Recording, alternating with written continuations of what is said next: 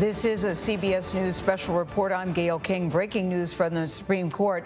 The court has just issued a landmark ruling on affirmative action, officially ending the practice in college admissions processes.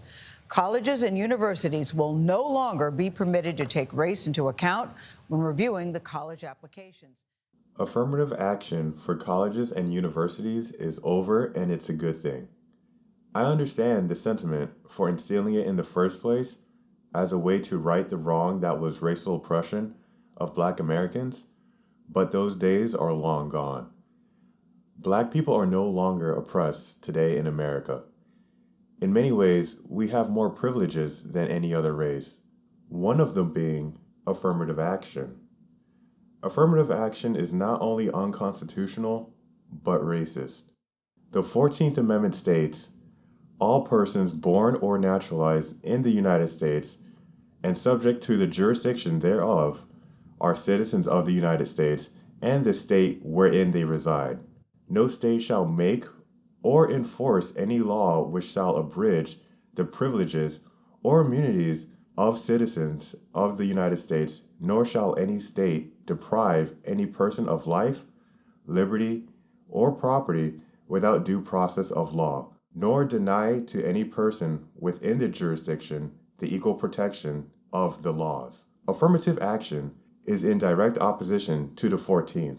Even though it does not specifically mention race, and that's for the better, it guarantees equal protections for all citizens, regardless of race or sex under the law.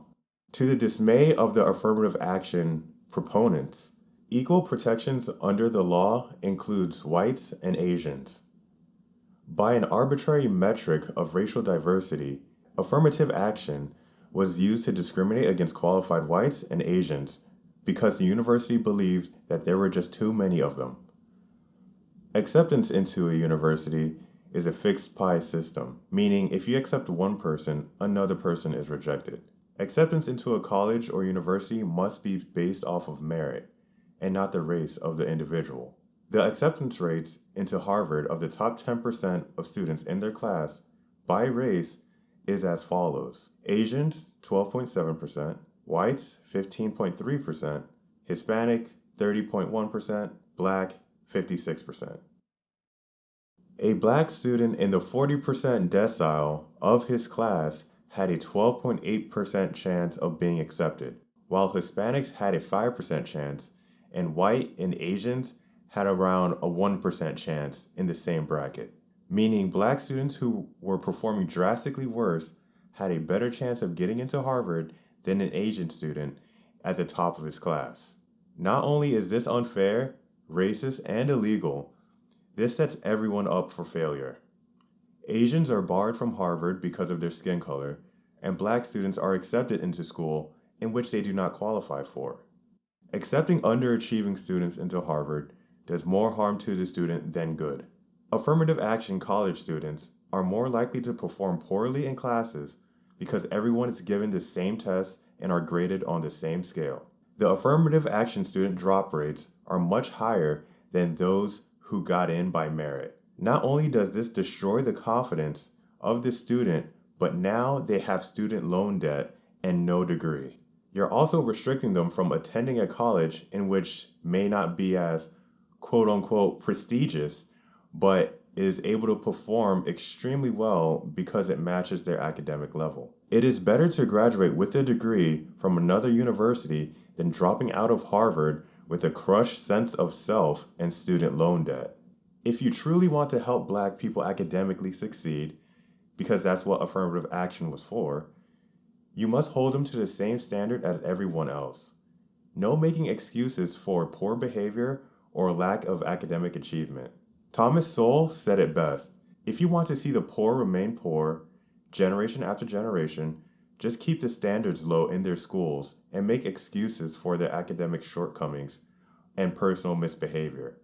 But please don't congratulate yourself on your compassion. Affirmative action is not compassionate. It's a subsidy for mediocrity.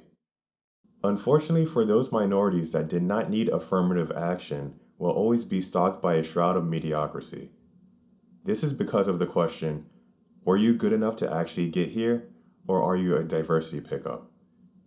More questions will plague these minorities when they face some sort of adversity. Am I actually qualified to be in this position or class? Do other people look down on me? Are they envious that I was perhaps given a handout? These questions can grind at someone's confidence. The proponents of affirmative action seem to believe that Black people are incapable of being accepted into university based on merit.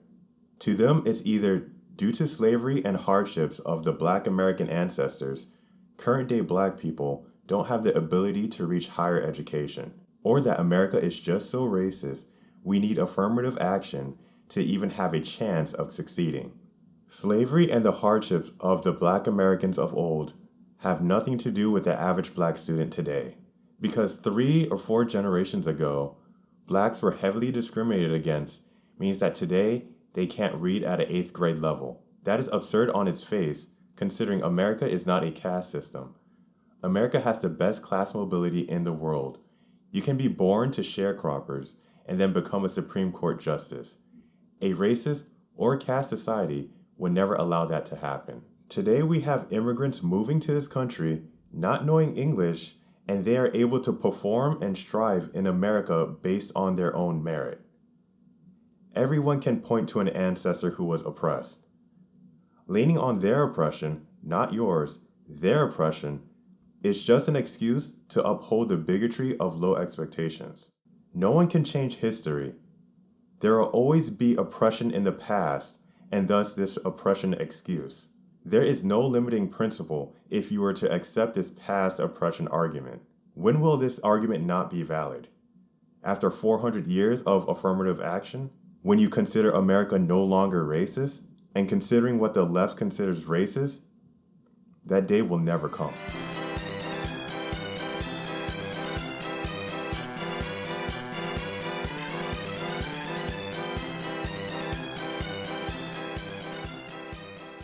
The main argument I've seen when it comes to America being racist is the disproportional racial representation in various statistics, and in order to fix this, we as a country must strive for equity. Equity in this context means equal outcome, not equal opportunity. This nation of ours was not founded on the idea of equity. It was based on liberty. With liberty, with freedom, you will never have an equal outcome of anything. To be free means you have the ability to become successful, more than your peers. But that also means you have the freedom to fail. Equity is in direct conflict with freedom, in direct conflict with liberty. The only way to achieve a quote-unquote equitable society is by stripping the citizens of their freedoms by force. Not only is this racial parity an impossible and immoral goal, but utilizing racist policies like affirmative action does nothing but divide the American people on racial lines. In my opinion, affirmative action is a major cause of the racial division in this country.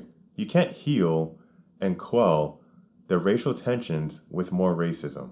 Black Americans are being granted privileges at the cost of other races. There are stories in which students lie on their university applications, claiming they are of another race in order to get preferential treatment. What do you think goes through the students' minds when they know they are qualified for a spot in Harvard or any other university, but they must lie about their race in order to get accepted?